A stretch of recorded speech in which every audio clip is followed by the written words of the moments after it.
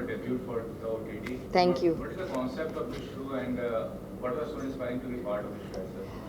सबसे पहले तो ये शो जो है ये मुझे मेरे बचपन की याद दिलाता है क्योंकि ये 90s में बेस्ड है और ऑफ़र्स बहुत थे लेकिन मैं किसी एक ऐसे शो से शुरुआत करना चाहती थी और इनफैक्ट इसके बाद भी मैं कंटिन्यू करना चाहूँगी ऐसे शोज़ में जहाँ माय हार्ट इज़ देयर और जहाँ मैं रिलेट कर सकूँ, जिससे आप बिल्कुल रिलेट नहीं कर सकते या जो कैरेक्टर या स्टोरी का हिस्सा होने में आपको मज़ा ना आए, तो वो सिर्फ करना है इसलिए आपने वो रोल कर लिया, ऐसा होता है।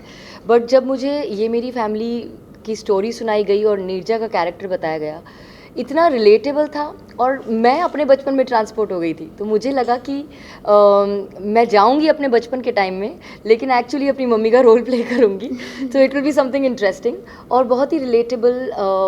उसके इमोशंस, फैमिली के इमोशंस और जो प्यार और जो बारीकियां थी, जो नुएंसेस थी, जो एक्चुअली आज के टाइम पे हम मिस करते हैं, जो परिवारों में तब हुआ करती थी, वो इतना फील गुड और हार्ट वार्मिंग था कि सुनते ही I knew that I want to be Neerja. The character that I'm playing is known as Ritika Avasthi, and Ritika is a 15-year-old girl who's just being herself. Being herself मतलब बहुत सारे doubts हैं, बहुत confusion है, बहुत सवाल हैं, कुछ सवाल बहुत ज़्यादा स्टूपिड हैं, कुछ सवाल वाकई लॉजिकल हैं और बस उन सब के जवाब ढूंढ रही हैं। कहीं चीज़ें करना चाहती हैं, कहीं चीज़ें कर नहीं पाती बिकॉज माता जी पिताजी हैं। बट या आई थिंक रितिका से काफ़ी लड़कियां, बच्चे जो 90s, क्योंकि हमारे सेट पर ही I think Juhi ma'am always says कि रितिका से मैं बहुत ज़्यादा रिलेट करती हूँ बिकॉज जब वो इस एज में थी तब उनको लगता था कि ये रितिका ऐसी बड़े सवाल होते थे उस बड़े उम्र में। सवाल होते थे होते आज तो भी है। बिल्कुल है, बिल्कुल सवाल है। बदल गए। सवाल बदल गए हैं बस। तो या दिस इज़ रितिका और मज़ा आएगा देखने में क्योंकि हमें करने में बड़ा मज़ा आया, सो आपको देखने में मज़ा आएगा। कैरेक्टर का नाम संजय अवस्थी है और ये किरदार 90s के उन पिताओं की तरह है जो जिसके घर में अगर बेटी होती है तो बेटियों के साथ बहुत ज़्यादा इंटरेक्ट नहीं कर पाते हैं, यू नो, एक समय तक। तब तक उन्हें लगता है कि उनकी पत्नी ही जो है वो अपनी बेटियों को हैंडल करेंगे या घर को हैंडल करेंगी। सो सरकारी दफ्तर में काम करने वाले एक सहज सरल किरदार हैं जिससे आप बहुत रिलेट करेंगे कि पिता जो है वो बाप नहीं है वो पिता है पिता तुल्य है।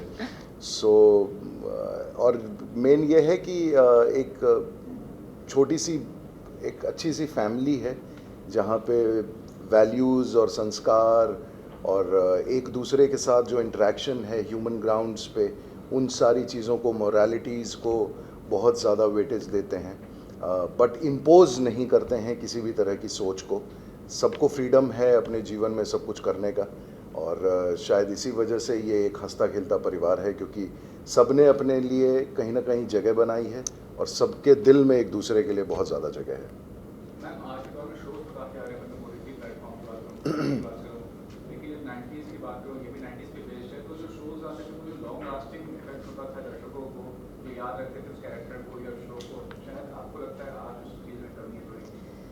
देखिए, समय के साथ चीज़ें बदलती हैं और जो तब था अगर वो अब नहीं है तो जो अब है वो तब नहीं था।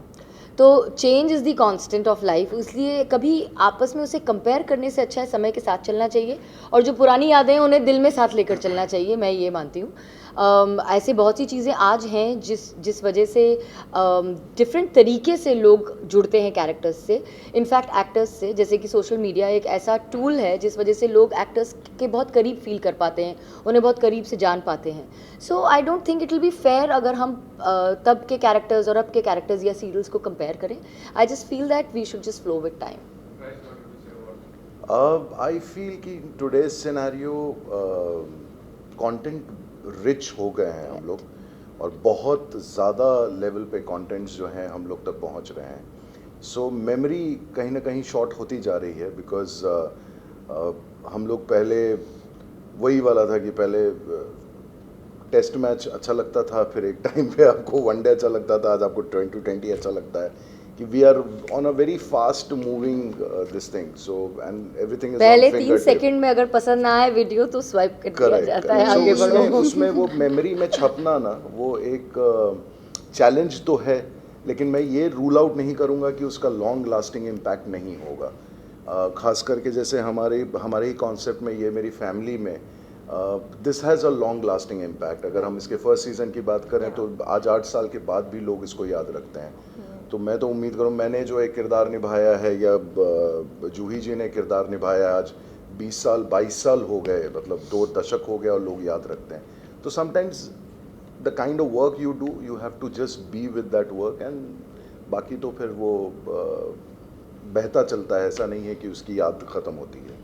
Lastly, what is the biggest benefit as an artist working in OTT platform? क्या ऐसा freedom मिलता है या क्या ऐसा positive impact होता है?